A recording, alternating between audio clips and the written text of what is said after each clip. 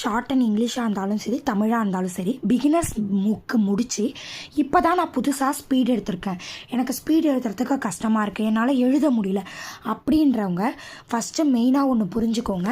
ஒரு ஸ்பீடை 2ஆக பிரிச்சுக்கோங்க. ஓகேங்களா? அந்த சார்லேருந்து ஆரம்பித்து இது 1ன்னு ஆகுது அப்போனா இது 1 minutes நடத்தும். இதுலேருந்து இப்போ 2 வரக்குள்ளே 2 minutes நடத்தும். இதுலேருந்து 3 வரக்குள்ளே 3 minutes. டோட்டலாக நம்மக்கிட்ட 7 minutes இருக்கும் பேசேஜ்.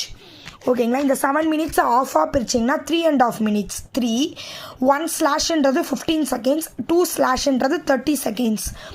ஃபஸ்ட்டு 2ஆக பிரித்து கவர்மெண்ட் வரைக்கும் பிரிச்சுக்கோங்க. ஃபஸ்ட்டு இப்போ நீங்கள் 1 day இதை ஆஃபாக எழுதுங்க, அடுத்த டே இதை ஆஃபாக எழுதுங்க.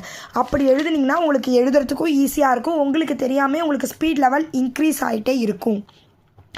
அப்புறம் நீங்கள் கண்டிப்பாக இப்போ ஸ்பீட் எடுக்கும் போது கண்டிப்பாக பிகினர்ஸ் புக்குக்கு பின்னாடி 189 பேஜ் நம்பரில் 289 பேஜ் நம்பரில் ஃபுல் கிராம்லாக்ஸ் இருக்கும்.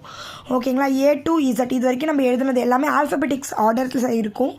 அதில் உள்ள கிராம்லாக்ஸை 1 time ஃபுல்லாக பார்க்காதீங்க, ஒரு பேஜ் பாருங்கள், ஒரு சைடு பாருங்கள். ஒரு நாளைக்கு ஒரு 20 கிராம்லாக்ஸ் பார்த்து நல்லா ப்ராக்டிஸ் பண்ணிவிட்டு அதுக்கப்புறம் ஸ்பீட் எடுங்க. முடிஞ்ச அளவு எதெல்லாம் ஜாயிண்ட்டாக உங்களால் போட முடியுமோ அதெல்லாம் நீங்கள் எவ்வளோக்கு எவ்வளோ கையெடுக்காமல் சேர்த்து போடுறீங்களோ அவ்வளோக்கு அவ்வளோ உங்களுக்கு ஸ்பீட் இன்க்ரீஸ் ஆகிட்டே இருக்கும். அதையும் தாண்டி இன்னொரு ஒரு பெஸ்ட் லெவல் இந்த மாதிரி எழுதிக்கோங்க. First sir, I am glad that you have. இந்த ஒரு லைனில் உங்களால் எவ்வளோ வேர்ட்ஸ் எழுத முடியுமோ, என் ஹேண்ட் ரைட்டிங்க்கு ஒரு லைனில் என்னால் ஆப்பர்ச்சுனிட்டி வரைக்கும் எழுத முடிஞ்சிச்சு. சார்லேருந்து ஆரம்பித்து உங்களால் எவ்வளோ எழுத முடியுதோ எழுதிக்கோங்க. அதுக்கப்புறம் கீழே ஸ்ட்ரோக் போடுங்க. Sir, I am glad that you have given me this opportunity. ஓகேங்களா? ஒரு புல் ஸ்டாஃப் வச்சுக்கோங்க. மறுபடியும் sir, I am glad that you have given me this opportunity.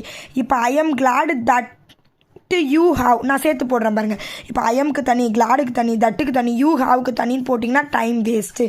எவ்வளோக்கு எவ்வளோ உங்களால் ஜாயின் பண்ண முடியுதோ அவ்வளோக்கு எவ்வளோ ஜாயின் பண்ணி போட்டிங்கன்னா நீங்கள் டைமை சேவ் பண்ணலாம். இந்த மாதிரி ஒரு 3 lines. ஓகேங்களா? 5 times வந்துடும் உங்களுக்கு. 2 4 6 times வந்துடும். ஓகேங்களா? ஒரு பேஜ் ஒரு இதுக்கு 2 எழுதிக்கோங்க. Sir, I am glad that you have given me this opportunity. Sir, I am glad that you have given me this opportunity. Sir, I am glad that you have given me this opportunity. இப்படி நீங்கள் எழுதிக்கிட்டிங்கன்னா உங்களுக்கு ஈஸியாக practice ஆகும், speed increase ஆகும். தமிழுக்கும் இதே procedure தான், இங்கிலீஷுக்கும் இதே ப்ரொசீஜர் தான். நீங்கள் first importance, joining strokes, shortcuts plus grammalogues மூணுத்தையும் ஒரு நாளைக்கு நீங்கள் எழுதி பார்த்துட்டு அதுக்கப்புறம் நீங்கள் ஸ்பீட் எழுதினீங்கன்னா ஈஸியாக இருக்கும். ஆஃபாக பிரிச்சுக்கோங்க, இது பெஸ்ட்டு வே. அப்படி ஆஃபாக எழுதியுமே எனக்கு ஸ்பீட் லெவல் இன்க்ரீஸ் ஆகுனா இந்த மாதிரி பண்ணுங்கள். ஐ எம் கிளாட் இந்த மாதிரி ஃபஸ்ட்டு லாங் ஹேண்டில் எழுதிடுங்க. அதுக்கப்புறம் அதுக்கு கீழே 6 times ஸ்ட்ரோக். மறுபடியும் இதை முடிச்சுட்டு அடுத்த லைன் மறுபடியும் கண்டினியூ பண்ணி 6 times ஸ்ட்ரோக். மறுபடியும் அடுத்த லைன் 6 times